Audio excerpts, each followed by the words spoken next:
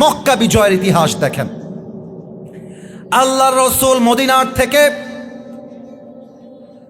10,000 মুসলমান নিয়ে মক্কায় আসতেছেন, মাঝ রাস্তায় থেমে গেছেন, ডাক দিয়ে বলছেন সাহাবা একরাম শোনো, এই মুহূর্তে তোমরা বাথরুম বানাও কম। বাচ্চা তোমরা আওয়াজ করছো, বাবুরা প্লিজ এটা তাকবীর দেন দেখি, লিল্লাহি তাকবীর, লিল্লাহি তাকবীর। আচ্ছা আরেকবার আমরা স্লোগান দিব, আল কোরআনের আলো, আল হাদিসের আলো, নারে তাকবীর। আপনাদের পায়ে হাত রেখে বলি, এরকম সাউন্ড করলে কষ্ট হয়, বুঝছেন? মাফ করে দেন, 1 ঘন্টা ওয়াজ করেছি, কত কষ্ট করে ওয়াজ করি বলেন ভাই, কলিজাটা ছিঁড়ে যায় মাঝে মাঝে। আওয়াজটা আসলে কি হয়, কথার যে ফ্লোটা আছে না, ধারাটা, সৌন্দর্য, ওটা হারিয়ে যায়। এই জন্য এটাই লাস্ট, দোয়া পর্যন্ত আর কোনো সাউন্ড হবে না। একবার ওয়াদা করে বলেন তো সবাই ইনশাআল্লাহ, আর একবার বলেন তো সবাই ইনশাআল্লাহ। আচ্ছা, এবার নবীজি বলছেন তোমরা ওয়াশরুম বানাও কম আর তাবু বানাও বেশি। তো যখন আল্লাহর রসুলের কথা অনুযায়ী সাহাবা একরাম তাই করেছে, এদিকে আবু সুফিয়ান কাফেরদের সর্দার, সে বলছে এই গোয়েন্দা বিভাগের লোকেরা তোমরা যাও তো দেখি মুহাম্মদ কি করছে, খবর নিয়ে আমার কাছে আসো। এবার কাফেররা সব গেছে খবর নেওয়ার জন্য, গিয়ে বলতেছে আবু সুফিয়ান ওয়াশরুমের সামনে যেই পরিমাণ লাইন দেখে আসলাম, আমার তো গুণা সম্ভব হয় নাই, প্রত্যেকটা সিরিয়াল গুনতে গুনতে ভোর হয়ে গেছে, আমরা সব পালায় আসছি। আবু সুফিয়ানের কলিজা শুকায় গেছে, আরে বাবা রে বাবা, মুহাম্মদ তো অনেক সৈনিক নিয়ে আসছে। এবার আবু সুফিয়ান নিজে গেছে পাহাড়ের গোড়ায়, পাহাড় থেকে দেখছে আল্লাহ রসুল কয়েক হাজার সৈন্য নিয়ে মক্কায় আসছে, মক্কাকে বিজয় করবার জন্য। আল্লাহু আকবার। এবার আবু সুফিয়ান ভয়ে থরথর করে কাঁপছে। আবু সুফিয়ান যখন বাসায় ফিরবে, রাস্তায় দেখা হয়েছে নবীজির চাচা আব্দুল্লাহ ইবনে আব্বাসের সাথে। বলছে এই আব্বাস, কি খবর? তোমার ভাতিজা তো ভালোই শক্তিশালী হয়ে গেছে, খুব বাহাদুরি তাই না? যেই মক্কার থেকে মুখ ঢেকে পালিয়ে গিয়েছিল, আজকে সেই মুহাম্মদ মক্কাকে দখল করতে চায়। তোমার ভাতিজার তো খুব বড় বাদশাহী হয়ে গেছে আব্দুল্লাহ। এবার ইবনে আব্বাস বলছে এই কাফের, এই আবু সুফিয়ান, চোখ খোলো, তোমাকে শয়তান ধোকায় ফেলেছে। এটার নাম বাহাদুরি নয়, এটার নাম বাদশাহী নয়, এটার নাম অহংকার নয়, এটার নাম হচ্ছে আল্লাহর পক্ষ থেকে আসা নবুয়ত ছাড়া আর কিছুই নয়। ঠিক কিনা বলে? এবার আবু সুফিয়ান থরথর করে কাঁপতে কাঁপতে বাসায় গিয়েছে। আল্লাহর রসুল ডাক দিয়ে বলছেন সাহাবা একরাম শোনো, আমরা যখন মক্কা বিজয় করব, আমার প্রত্যেকটা আঙ্গুল দেখবেন কুষ্টিয়ার মির্জানগরবাসী। 1 নাম্বার, তোমরা কোনো বৃদ্ধার গায়ে হাত তুলবা না, তোমরা কোনো মুরব্বীর গায়ে হাত তুলবা না। 2 নাম্বার, তোমরা কোনো বাচ্চার গায়ে হাত তুলবা না। 3 নাম্বার, তোমরা কোনো গাছ কাটবা না। 4 নাম্বার, তোমরা কোনো বাসায় গিয়ে অ্যাটাক করবা না। 5 নাম্বার, কোনো মাকে, কোনো মেয়েকে, কোনো বোনকে আঘাত করতে যাবা না। 6 নাম্বার, মক্কায় যত গাছ আছে, সবুজ শ্যামল পরিবেশ আছে, কোনো গাছকে কেটে পরিবেশকে নষ্ট করবা না। কোন সবাই সুবহানাল্লাহ। নবীজি যা বলেছেন সাহাবা একরাম তাই করেছেন। এবার কাবার চত্বরে সাহাবা একরাম সব ঘিরে মক্কা বিজয় হয়ে গেছে। খাব্বাবকে যে মেরেছে, খুবাইবকে যে মেরেছে, সব কাফেররা কাবার চত্বরে দাঁড়িয়ে আছে। এবার রসুল ডাক দিয়ে বলছে ইয়া মা'শারা কুরাইশ মা তাযুন্নুনা আন্নী ফাইলুন বিকুম। এই কুরাইশ, এই কুরাইশের সর্দাররা, তোমরা আজকে আমার থেকে কেমন ব্যবহার চাও, কেমন ব্যবহার আশা করো? এক নেতা দাঁড়িয়ে গিয়েছে, নেতা মাথাটা নিচু করে বলছে ইয়া মুহাম্মদ আখুন কারীমুন ওয়াবনু আখুন কারীম, আমরা তোমার থেকে একজন ভ্রাতুষ্পুত্র, তার ভাইয়ের সাথে যেমন ব্যবহার করে তোমার থেকে আমরা তেমন ব্যবহার চাই মুহাম্মদ। বাদ বাকি ইটস আপ টু ইউ, তুমি কি করবা it's your own decision, it's your own choice. এবার দেখা যাক কুষ্টিয়াবাসী সুবহানাল্লাহ আস্তে কয় না জোরে কয়, একটু সময় দেন। আল্লাহর রাসূল ডাক দিয়ে বলছেন, শোনো মক্কার কুরাইশরা, শোনো, লা তাসরিবা আলাইকুমুল ইয়াউম ইযহাবু ফাআনতুমুত তুলাকা। হে কুরাইশের সর্দাররা শোনো, হে মক্কাবাসী শোনো, যে মক্কার থেকে তোমরা আমাকে জুলুম করে তাড়িয়ে দিয়েছো, বিদায় করে দিয়েছো, আজ আমার তোমাদের উপরে কোনো অভিযোগ নেই। আমি আল্লাহর দিকে তাকিয়ে তোমাদের সবাইকে মাফ করে দিলাম। In the history of mankind, never has been shown anyone such a greatness in forgiveness as the last Muhammad sallallahu alaihi wasallam, and he forgave every one of his enemies when they lay powerless at his feet, and he has shown the world the true meaning of mercy, compassion and humanity.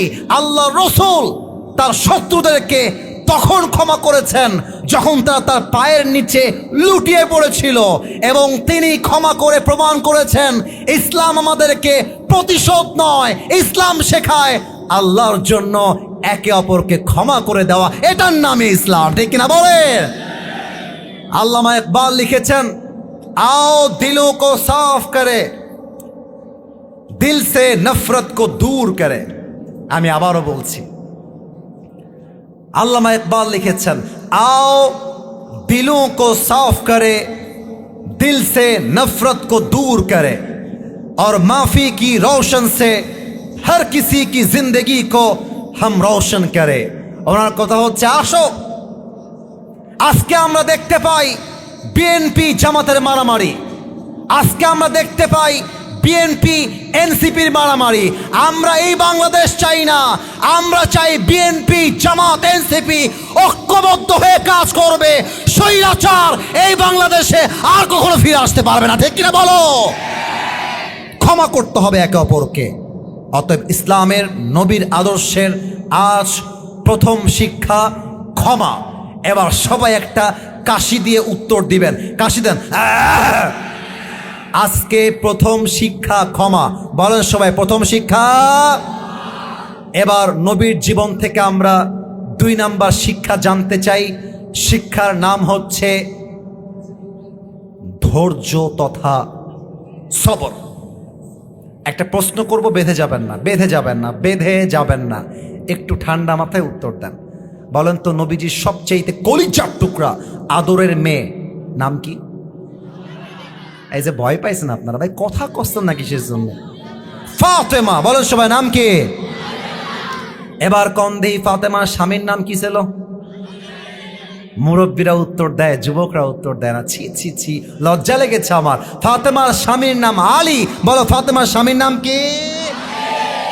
এবার তো বাচ্চা বাচ্চা উত্তর দিবে। একটা প্রশ্ন করব, বলো তো ফাতেমার গর্ভ থেকে 2 জন জান্নাতের সর্দার এসেছিল, এক হাসান, 2 এক হাসান 2।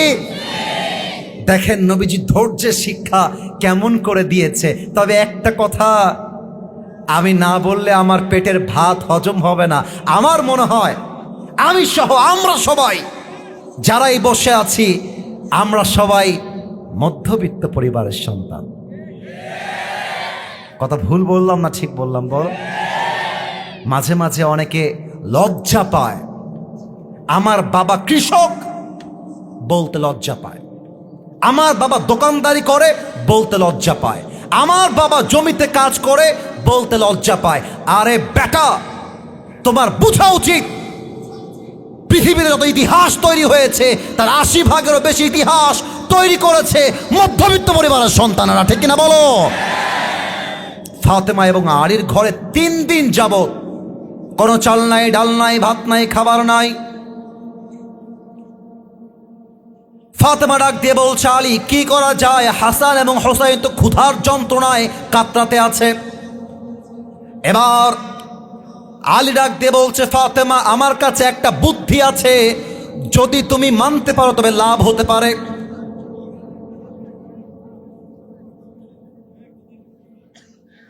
ফাতেমা ডাক দিয়ে বলছে, বলো কি বুদ্ধি আছে, আমি তাই করতে চাই। আলী ডাক দিয়ে বলছে, বাবার কাছে যাও, ডাক দিয়ে বলো, আব্বাজান আতিনি শাইআন, 3 দিন যাবৎ ক্ষুধার্ত, কিছু খাবার আমাদেরকে দান করেন। তোমাকে আব্বা খাবার দিবে, তুমিও খাবা, আমিও খাবো, হাসান খাবে, হোসাইন খাবে, ক্ষুধা আমাদের নিবারণ হয়ে যাবে। কোন সবাই সুবহানাল্লাহ। বলছে ঠিক আছে, যেহেতু তুমি স্বামী আমাকে অর্ডার দিয়েছো, আমি আমার বাবার কাছেই যাব। এই কুষ্টিয়াতে টিনের বাড়ি আছে না? টিনের বাড়ি, আমার বাসাও টিনের। এটা বলতে লজ্জাবোধ নাই। আমরা জন্ম নিয়েছি মাটির বাড়িতে, টিনের বাড়িতে, বলতে লজ্জা কিসের? আমরা গ্রামের ছেলে, বলতে আমাদের ন্যূনতম লজ্জাবোধ নেই, ঠিক না বলো? উই প্রাউড অফ ইট, আমরা গৌরব করি। তো নবীর বাসা ছিল মাটির বাসা। সুবহানাল্লাহ পড়বেন না আপনারা? আর একটু জোরে সুবহানাল্লাহ পড়বেন না? আচ্ছা, এই মাটির বাসায় বারান্দা থাকে না? বারান্দা, কথা না করলে বুঝি ক্যামেরা, বারান্দা থাকে না ভাই? আমার মুরব্বী আব্বাজানরা এখানে বসে আছেন, মনে করেন এইটা হচ্ছে নবীজির মাটির বাসা, এক্সাম্পল, উদাহরণ দিচ্ছি, আর এইটা হচ্ছে বারান্দা। উফ, মায়েরা কান খাড়া করবেন। আমার মুরব্বী আব্বাজান, আপনার পায়ে আমার হাত, কানটা খাড়া করেন। ফাতেমা যখন নবীর বাসার গেটের জাস্ট কাছে আসছে, নবীজি বুঝে গেছে আমার কলিজার টুকরা ফাতেমা আমার বাসায় ফিরে এসেছে। সুবহানাল্লাহ পড়বেন না? নবীজি বসে যায় নাই, এটার নামই হচ্ছে বাবা আর মেয়ের ভালোবাসা, ঠিক কিনা বলে? এবার নবীজি ফাতেমাকে ডাক দিয়ে বলছে, আম্মা জান, তোমার কিচ্ছু চাইতে হবে না, আমি তোমার চেহারা দেখেই বুঝে গেছি আম্মা জান, তুমি বড্ড ক্ষুধার্ত হয়ে বাবার কাছে এসেছো। ফাতেমা তার চোখের পানি আর আটকে রাখতে পারে নাই, কান্না শুরু করে দিয়েছে। ডাক দিয়ে বলছে, আব্বা জান, আমি আমার কথাই বাদ দিলাম, বাট আলী ক্ষুধার্ত, আমার হাসান হোসাইন ক্ষুধার্ত। আতিনি শাইআন, গিভ আস সাম ফুড, কিছু খাবার দেন, আমরা তো আর ক্ষুধা সহ্য করতে পারছি না ইয়া রাসূলুল্লাহ। নবীজি এবার ফাতেমার ধৈর্যের পরীক্ষা নেওয়া শুরু করে দিয়েছে। নবীজি বলছে, ফাতেমা তোমাকে খাবার দিতে আমার কোনো আপত্তি নেই, তবে আমি তোমাকে 2টা অপশন দিব। 1 নাম্বার, তোমাকে আমি 5টা বকরি দিব, অথবা আমি তোমাকে 5 শব্দের দোয়া শিখায় দিব। আম্মা জান, তুমি কোনটা চাও? ফাতেমা বুঝে গেছে আমার আব্বা আমার ধৈর্যের পরীক্ষা নিচ্ছে। ফাতেমা ডাক দিয়ে বলছে, ইয়া রাসূলুল্লাহ, ইয়া হাবিবাল্লাহ, আমার 5টা বকরির কোনো দরকার নাই, আপনি 5টা শব্দ শিখায় দিবেন, আমি 5টা দোয়া পেয়ে খুশি মনে বাসায় ফিরে যাব। সুবহানাল্লাহ পড়বেন না আপনারা সবাই? ধৈর্য কাকে বলে? এবার ফাতেমা 5 শব্দের দোয়া শিখে বাসায় আসছে। দোয়াগুলো আমি শিখাতে চাই, ইউটিউবে যাবে, তখনও মুখস্থ করবেন, এখনো একবার মুখস্থ করে নেন, ওয়াজটা আজকে সাকসেস হবে, সফল হবে। একটু কাশি দেন, আর একবার জোরে বলতে হবে তা না, যতটুকু বুঝে পারেন বলবেন। খুবই সহজ দোয়া, কুষ্টিয়াবাসী, খুবই সহজ দোয়া। বলেন সবাই, ইয়া আউয়ালাল আউয়ালিন। আর একটু জোরে বললে ভালো হবে, ইয়া আখিরাল আখিরিন, ইয়া যাল কুওয়াতিল মাতিন, ইয়া রাহিমাল মাসাকিন। এবার শেষ শব্দটা অত্যন্ত সহজ। মুরব্বী, এবার বুকের তাজা রক্তকে এক করেন। যুবক, আওয়াজ চাই বাঘের মতো, বলেন সবাই, ইয়া আরহামার রাহিমিন। মাশাআল্লাহ, আমার আব্বাজানরাও পড়েছে। এই 5 শব্দের দোয়া জেনে নেন, কাজে দিবে, আজীবন কাজে দিবে। অভাবে, অনটনে, ঋণের বোঝা, টাকার ঋণ আর ঋণ, ধার আর ধার, অভাব, চাল নাই, ডাল নাই, ভাত নাই, চাকরি নাই, ব্যবসায় বরকত নাই। এই 5 শব্দের দোয়া যে ধৈর্য নিয়ে পাঠ করবে, আল্লাহ তার জীবনটাকে বরকত দিয়ে ভরপুর করে দিবে। সুবহানাল্লাহ। এবার ফাতেমা বাসায় আসছে, ওই যে আলী আর হাসান আর হুসাইন বসে আছে খাবারের জন্য। ফাতেমার হাত খালি। আলী বলছে, ইয়া ফাতেমা আইনা তাম, খাবার কোথায়? তোমার হাত তো খালি। ফাতেমা এক মারাত্মক কথা বলেছে এবার। ফাতেমা বলছে, আলী ভালো করে তাকায় দেখো, আমার হাত খালি না ভর্তি। আরে ভর্তি মানে পুরো হাত খালি। বলছে, শোনো, যাহাবতু লিদ-দুনিয়া ওয়া জিতু বিল আখিরাহ, আমি আমার নবীর কাছে দুনিয়া চাওয়ার জন্য গিয়েছিলাম, আমার নবী আমাকে দুনিয়া দেয় নাই, 2 হাত ভর্তি আখিরাত দিয়ে ফেরত পাঠিয়ে দিয়েছে। সুবহানাল্লাহ পড়বেন না আপনারা? আল্লাহু আকবার, আল্লাহু আকবার। এবার আলী বলছে, ফাতেমা তুমি বাসায় বসো, এবার আমি যাব আমার শ্বশুরের কাছে। জামাই যাবে কার কাছে? এই কথা বামে আসছে, ডানে আসে নাই। জামাই যাবে কার কাছে? শ্বশুরের কাছে। এবার আলী নবীর সামনে এসে দাঁড়িয়ে গিয়েছে। দেখেন আমাকে, দেখেন আমাকে, এইভাবে দাঁড়িয়ে আছে, মাথা নিচু, 2 হাত এভাবে বেঁধে দাঁড়িয়ে আছে। হাদিসে আসছে, নবীজি তো আগের থেকেই জানেন যে আলী কেন আসছে, তবুও নবীজি বলছে, মা লাকা ইয়া আলী, হে আলী তোমার কি হয়েছে? আলী কিচ্ছু কয় না, চুপচাপ দাঁড়িয়ে আছে। একটু পর দাঁড়িয়ে বলছে, ইয়া রাসূলুল্লাহ আতিনি শাইআন, কিছু খাবার দেন, আমি ক্ষুধার্ত, ফাতেমা ক্ষুধার্ত, হাসান হোসাইন সবাই ক্ষুধার্ত। নবীজি বলছে, ও আচ্ছা আচ্ছা, খাবার লাগবে, সমস্যা নাই, তোমার জন্য আমার কাছে 2টা অপশন আছে। এই কলিজার টুকরা যুবক, এই আমার আব্বা জান, আমার হাত দেখে বলবেন কয়টা অপশন আছে? আর একটু জোরে, কয়টা? 1, আমি তোমাকে 5000 বকরি দিব। আগে ছিল 5টা, এবার হয়েছে 5000। আর তোমাকে 5 শব্দের দোয়া শেখায় দিব। এ Ali, which option you wanna select for you? তুমি কোনটা নিতে চাও? এবার জামাই বুঝে গেছে আমার শ্বশুর আমাকে ধৈর্যের পরীক্ষা নিচ্ছে। আলী ডাক দিয়ে বলছে, ইয়া রাসূলুল্লাহ আমার 5000 বকরির দরকার নাই, আপনি আমাকে 5 শব্দের দোয়া শিখাইলে আমি আলী খুশি হয়ে যাব। সুবহানাল্লাহ পড়বেন না আপনার সময়?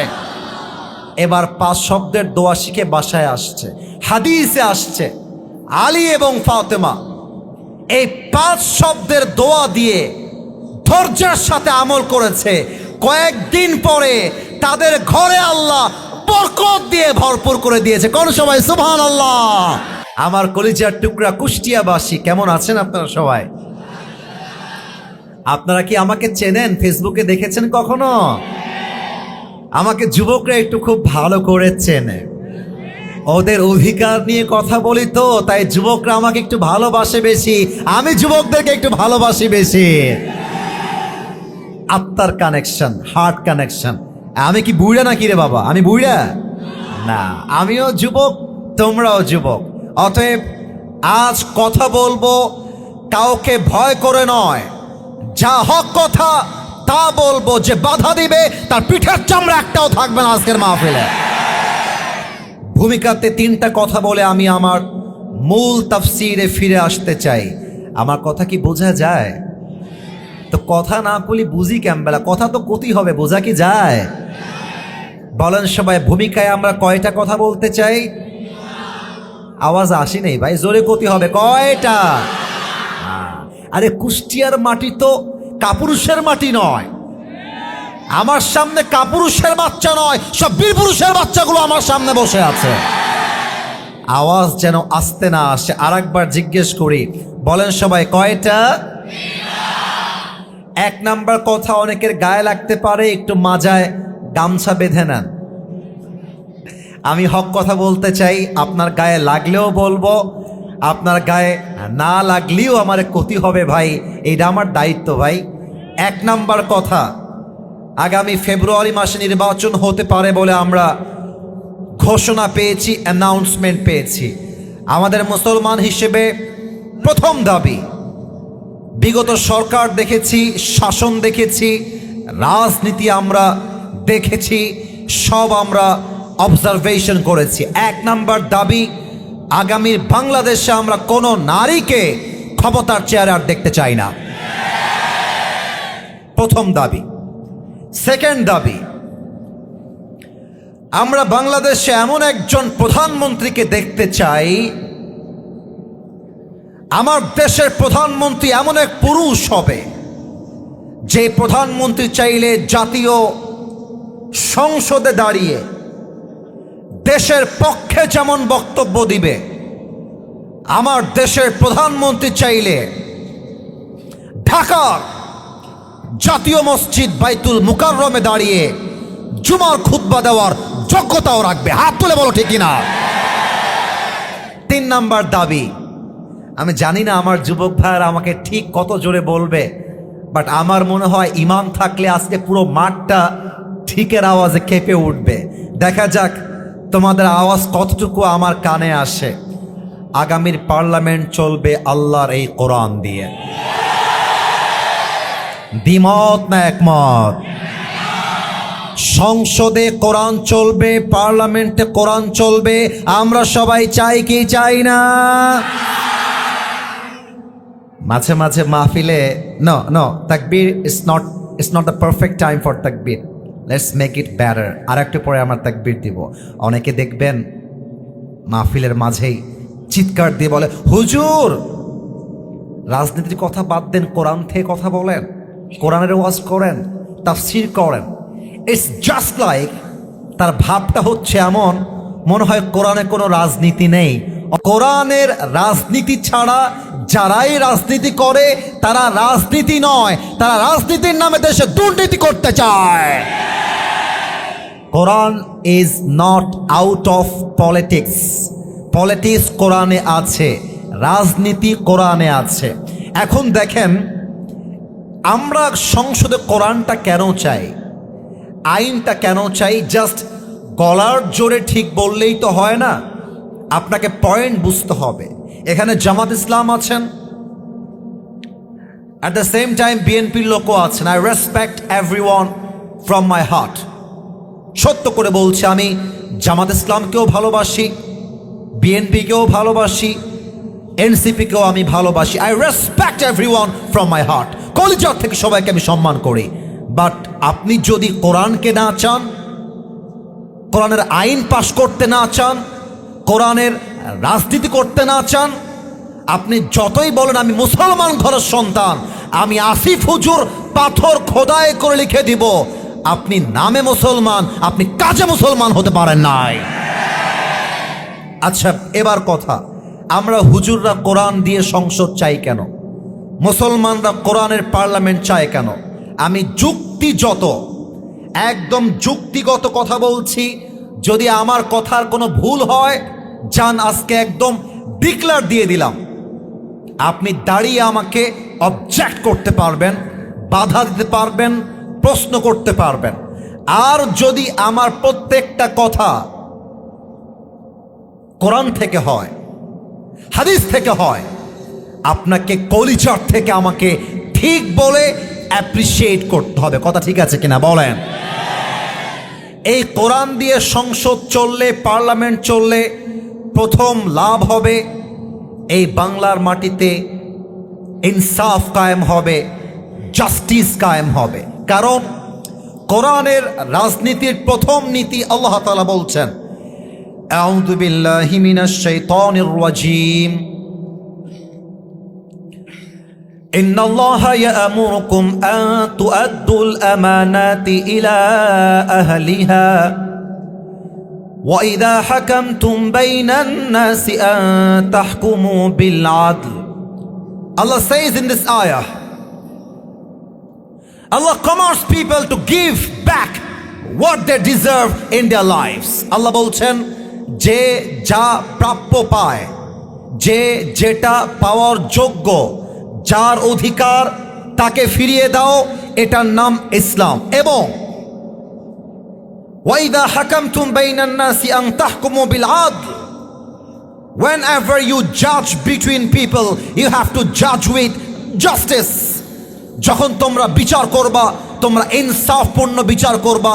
কোন বেইনসাফি স্বজন প্রীতির নাম ইসলাম হতে পারে না, কোরআন হতে পারে না, ঠিক কিনা বলে? এবার এক্সাম্পল দিব, উদাহরণ দিয়ে বাস্তবিক প্রেক্ষাপট বুঝায় দিব। আচ্ছা, আমার স্যার আব্বাজান বসে আছে আমার বাম পাশে, উত্তর দিবেন আমার বাবাজানকে কি দেখা যায়?